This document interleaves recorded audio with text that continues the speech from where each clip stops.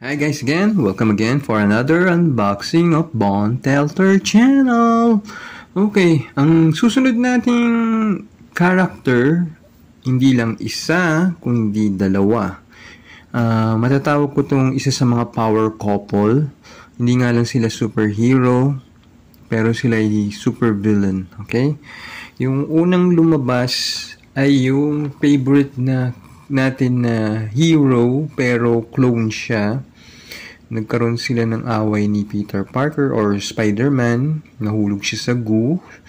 Ayun, at lumabas si Darren! Si Chasm. Marble Chasm, okay? Tapos, meron siyang girlfriend na ang power naman ay yung bag. Malaman siyang bag na pag sinuot niya yung mascara, nag-iiba-iba yung itsura niya. Pag kunwari, yung bear, pag sinuot niya, magiging bear siya. Kung sakaling vampire, magiging vampire siya. So, ito na si Hallows Eve. Okay? Unahin muna natin si Chasm. Ito yung box. Front. Hindi siya box. Actually, ano siya? Retro carded. Pero ito, modern look. Meron tayong isa retro, kaso lang hindi ko siya binubuksan for collection purpose. So, ito yung harap kay Chasm. So, ito yung figure. Then, may parang effect. Power effect niya or blast effect. So, very basic. Okay. Wala siyang gilid. Okay. Ito yung likod. Okay. You may pause na lang, then zoom para mabasa. Sa ilalim, mga ibang warning or ibang manufacturing. Yan na po yun. Kung gusto nyo basahin yung background ni Chasm, just, ano lang siya, GMB nyo or Google mo boy. Or kung ikaw ay babae, GMG, Google mo girl. To know the history or the origin of Marble Chasm. Okay? Dumako naman tayo dun sa girlfriend niya. Ito naman si Hallows Eve. Okay, maganda yung meron siyang lumabas na storya. Bago lang na character to, more or less. Halos sabay lang sila. Ito naman ang power niya. Yung bag niya may laman ng mga mask. So, pag sinuot niya yun, may power siya na maging ganun character. Tulad nito, yung Dracula, tsaka yung Demon. Pag sinuot niya yan, nagkakaroon siya ng iba-ibang kapangyarihan. So, ito yung box or modern card. So, ito yung itsura niya. So, ang kasama niya, ito yung figure, may bag, may dalawang klaseng alternate hand, bukod doon sa default hand. Then, may dalawang mask. Okay? Ito yung harap. Nasa modern card na siya design. Hallows Eve, legend. Okay? May warning sign. Tapos sa ilalim may Hasbro. Okay? So, walang gilid. So, ito yung likod niya. Kung gusto nyo basahin, you may pause and zoom. Okay? Okay, ito yung ibang lingwahe tsaka ibang instruction. Okay. Oops, nahulog. Teka lang. Okay, sorry. So, gawin na natin is i-unbox na natin to. Pero ito, pag tinanggal ko, hindi ko na siya may ibabalik sa dati. So, sisirain ko na rin siya kasi kung dito lang hindi ko na ginagawa yung box na BIB, yung binabalik ko sa box ba. So, let's go. Let's unbox this in 3, 2, 1.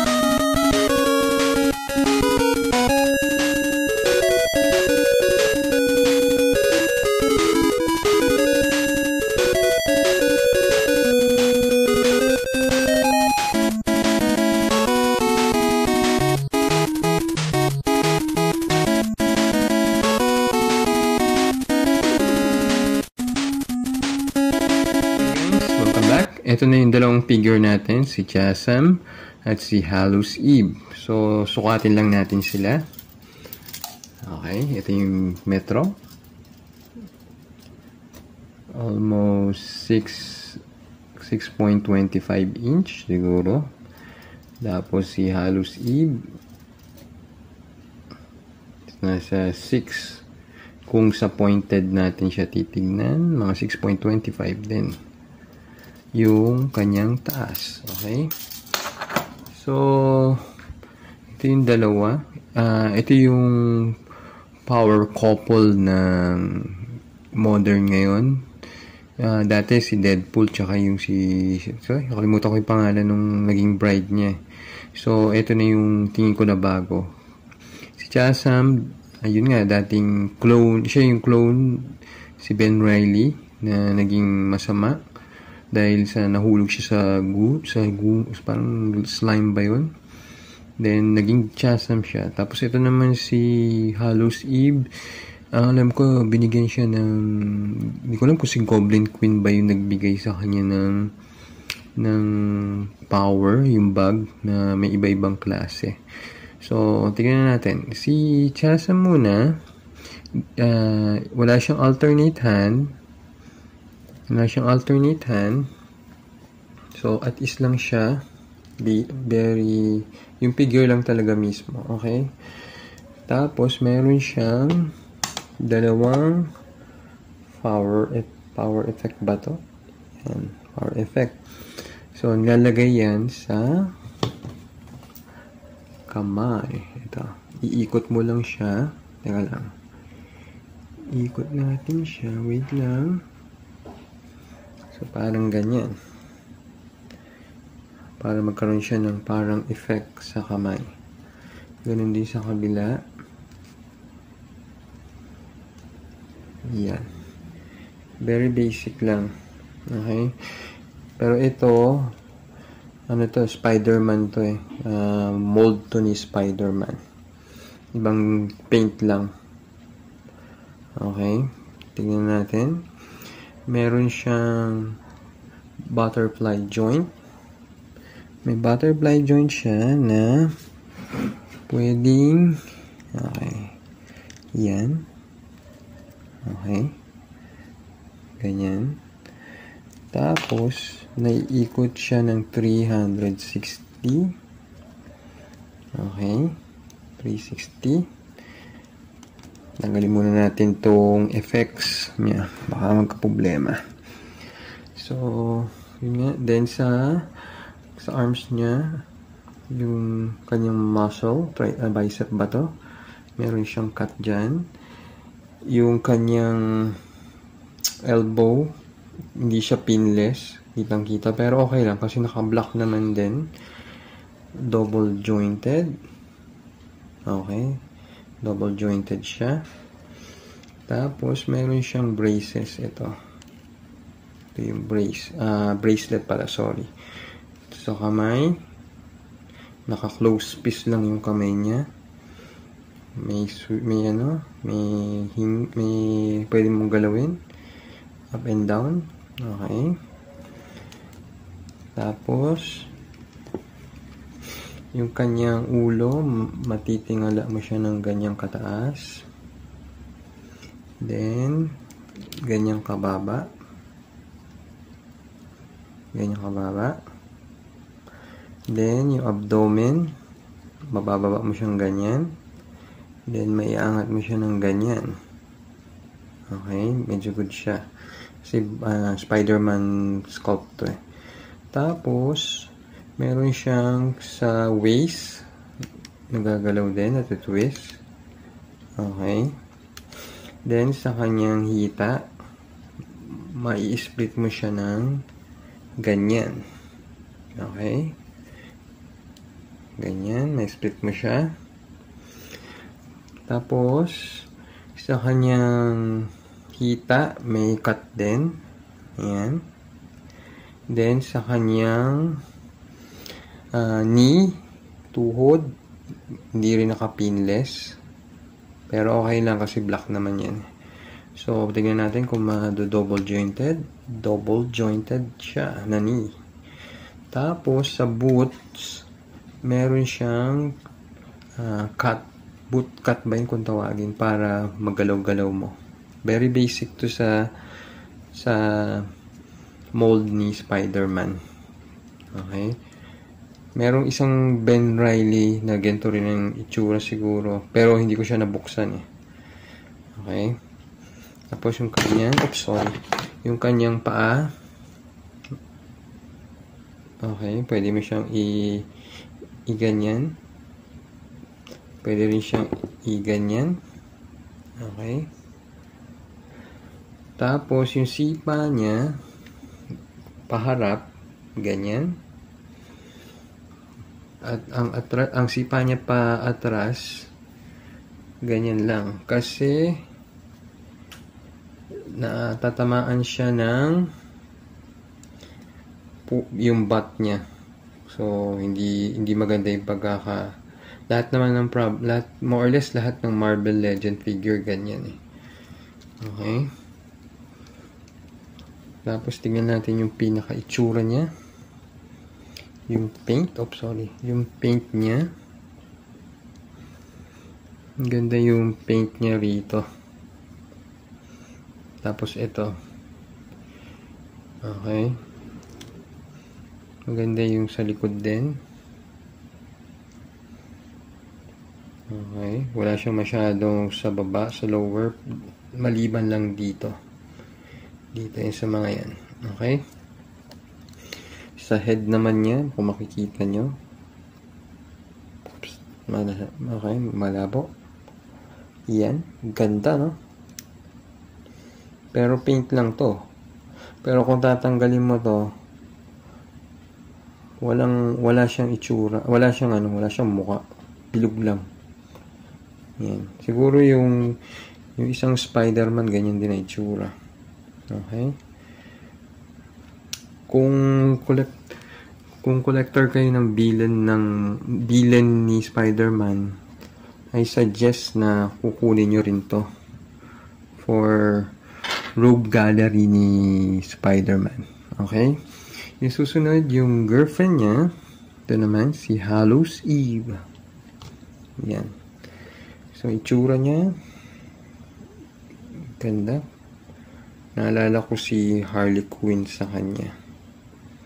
Okay. Nakaiwalay kaya ito. Tingnan natin. Natatanggal. Separated siya. Tanggalin muna natin. Ito yung mukha. Natatanggal kaya itong hood na to. Tignan nga din natin.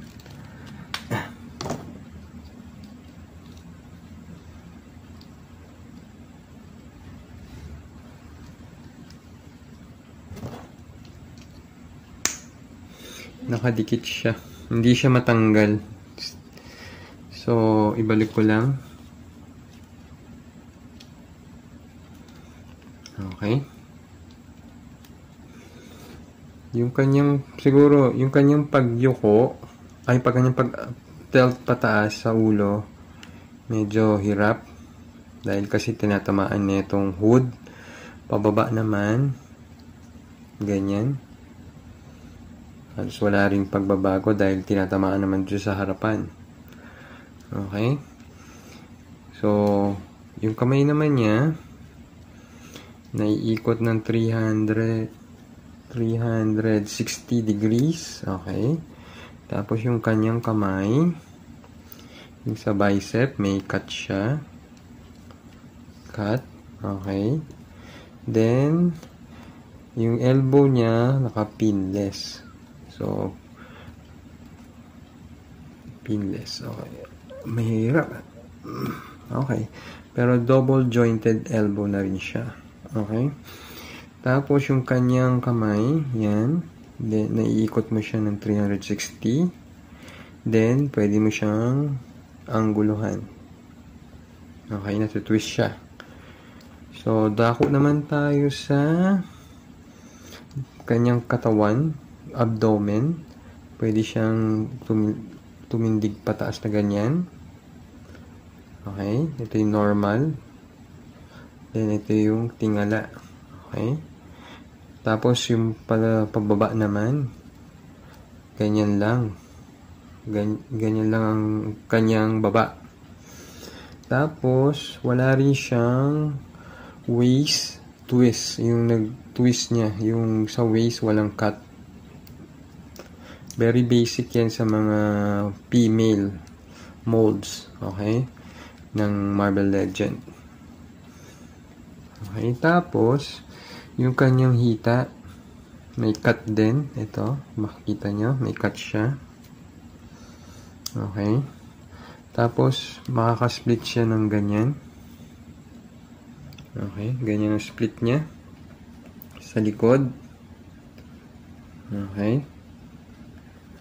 Then, sa kanyang knee, naka-pinless pa rin siya. Yan ang maganda kay Hasbro. Kumpara kay Chasm na parang very basic. Tsaka lumang design. So, pinless, double jointed. Tapos, yung kanyang boot cut, wala. Para siya sa jean gray lang din. So, yung paa niya, nagaganyan. Then, nagapaganyan. Okay. Tapos, ang sipa niya paharap, ganyan lang. Mataas-taas na rin. Tapos, ang sipa niya patalikod, ganyan lang din. Kasi, dahil na naman sa butt. Hindi makasipa pa talikod ng maigi. Okay? So, yan. Yan yung figure ni Hallows Eve. Okay? Yan lang. Lagay ko lang dito. Ito yung kanyang dalawang set ng arms. Ng hands. Okay? Kita nyo?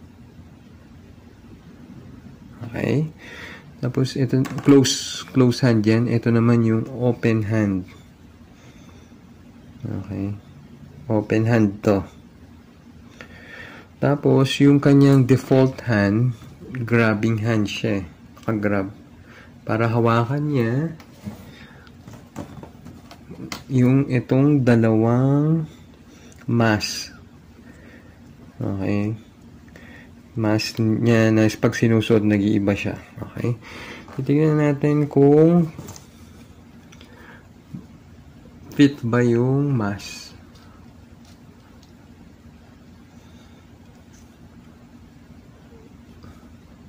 Yan. Fit naman yung mask. Okay. Tapos yung isa, tignan natin kung mahawakan niya.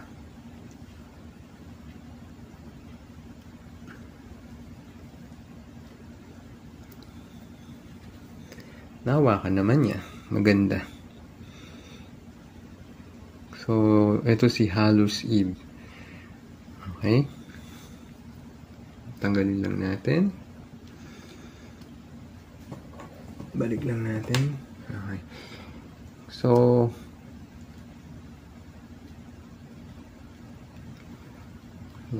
yan siya. Yan si Hallows Eve tsaka si Chasm. Ang power couple ngayon. Okay?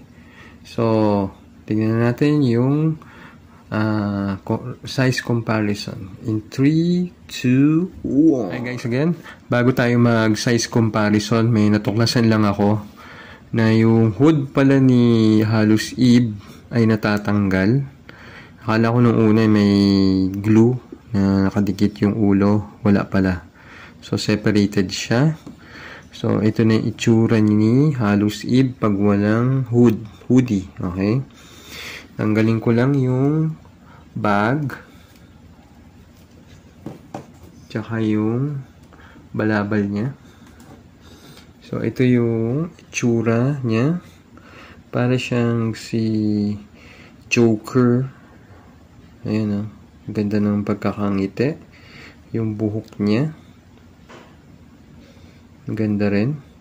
Yung likod niya, kung makikita nyo, para siyang may strap, pero painted lang siya. So, ito yung buong itsura niya. Okay.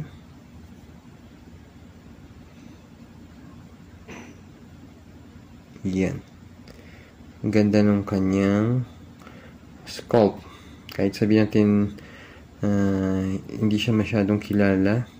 Kasi bago lang to, pero tingin ko isa ito sa mga malalakas na kalaban ni Spider-Man. Hindi ko pa nababasa yung buong comics niya. Pero one of this day, babasahin ko yan. Pero hanggang kung hindi natin alam, pwede naman i-google. Google mo na lang, boy. Okay? So, let's go to our next segment. Yung comparison. Okay? In 3, 2, 1.